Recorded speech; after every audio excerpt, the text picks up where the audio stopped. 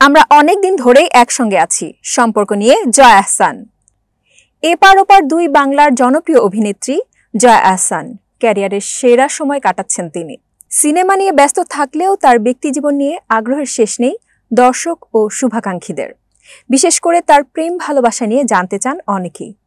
এতদিন প্রেম ও বিয়ে নিয়ে চুপচাপ থাকলেও এবার এই নিয়ে সরাসরি কথা বলেছেন এই অভিনেত্রী। গত ঈদেই জয়া আহসানের অভিনীত তাণ্ডব ও উৎসব মুভি মুক্তি পেয়েছে। এরপর জুলাই ও আগস্টে কলকাতায় মুক্তি পায় তার অভিনীত ডিয়ার মা ও পুতুল নাচের ইতিকথা সিনেমা। এবার সেই সিনেমার প্রচারণা উপলক্ষে এক সাক্ষাৎকারে ব্যক্তিজীবন নিয়ে কথা বললেন তিনি। সাক্ষাৎকারে প্রথমবারের মতো সম্পর্ক থাকার কথা জানিয়েছেন জয়া আহসান।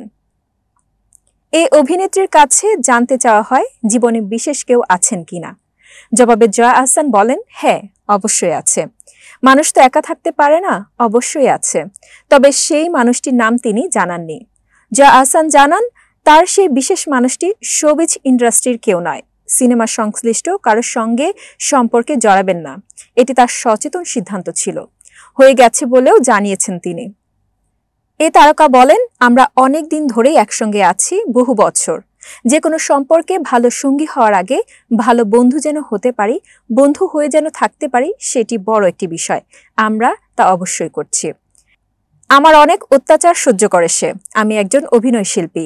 এই যে আমি এত ভ্রমণ করি, কলকাতায় এসে পড়ে আছি, কাজ করছি, এই সব কিছুই তিনি কিছু মনে করেন না। কাজ করতে দিচ্ছে আমায়, এসব একটা বিষয়, কেননা সবার সঙ্গে একসঙ্গে থাকার দরকার আছে। আমাদের সেই সুযোগ হয়ে উঠছে না। আমি খুবই প্রাইভেট পার্সন, তেমনি তিনিও একই ধরনের।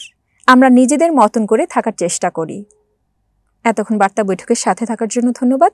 নতুন নতুন তথ্য ও সংবাদ পেতে বার্তা বৈঠকের ফেসবুক পেজ ও ইউটিউব চ্যানেলের সাথেই থাকুন।